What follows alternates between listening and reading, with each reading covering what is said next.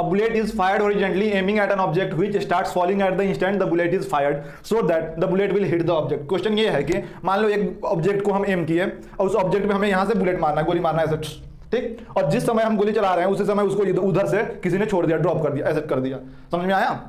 जिस समय हम गोली चलाए हैं उसी समय उसको किसी ने ऐसे ड्रॉप कर दिया है। तो पूछा गया है कि क्या वो बुलेट उस ऑब्जेक्ट को हिट कर पाएगा, क्या वो बुलेट उसको मार पाएगा। यहां पे ड्रॉप किया है, समझो क्वेश्चन को, जिस समय t = 0 पे यहां से गन चलाए हैं हम, बुलेट फेंके हैं, उसी समय उसी इंस्टेंट पे t = 0 पे यहां से एक पार्टिकल को हमने ड्रॉप कर दिया। तो पूछा गया कि क्या इसको हिट कर पाएगा। तो मान लो सपोज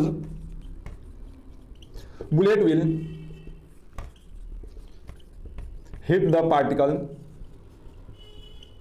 एट टाइम t = 0 पे बुलेट को फायर किए थे, मान लीजिए t = t टाइम पे यहां पे पार्टिकल को हिट कर दिया। और कैसे करेगा तो वो देखो, करेगा कि नहीं ये भी समझो। मान लो इसका जैसे ही बुलेट को इधर हम चलाए थे तो इस कंडीशन पे इनिशियली वर्टिकल वेलोसिटी कितना था इसका, इस बुलेट का 0 था। कितना था वर्टिकल कंपोनेंट, ये इस तरफ इसका vy कितना था, 0 था।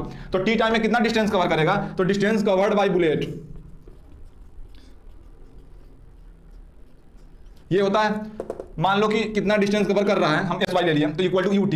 इनिशियल वर्टिकल कंपोनेंट में कितना वेलोसिटी था, 0 था, तो 0 हो जाएगा प्लस का हाफ g और इंटू t²। टी टाइम में हम पूछेंगे कितना कवर कर रहा है, तो sy कितना आया, हाफ g t²। ठीक, sy को वर्टिकल डिस्प्लेसमेंट है इस बुलेट का, इस पार्टिकल का वर्टिकल डिस्प्लेसमेंट निकालो। इसका वर्टिकल डिस्प्लेसमेंट कैसे निकालोगे, इसका भी u कितना है, स्टार्टिंग में 0 ही है, ड्रॉप किया गया था, तो स्टार्टिंग में वर्टिकल कंपोनेंट कितना होगा, 0 होगा। तो इसके लिए भी तुम वही फार्मूला लगा सकते हो, यही वाला, sy = u/t plus half acceleration इन y कंपोनेंट t²। इसका हमने y लिया है, तो देखो y = 0 plus half g t²। बोलो सही। तो इसका भी वर्टिकल डिस्प्लेसमेंट कितना आया, हाफ g t²।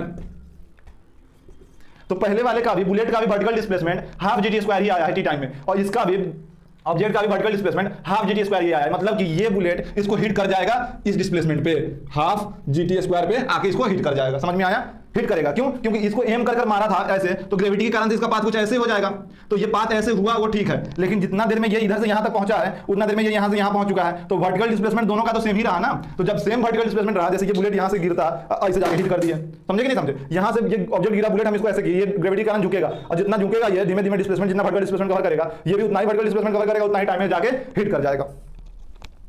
अब किसी के मन में ये सवाल होगा कि बुलेट का स्पीड इतना हो कि इससे आगे जाके ये गिरे, लेकिन इसके आगे जाके गिरे, ऐसे गिरे।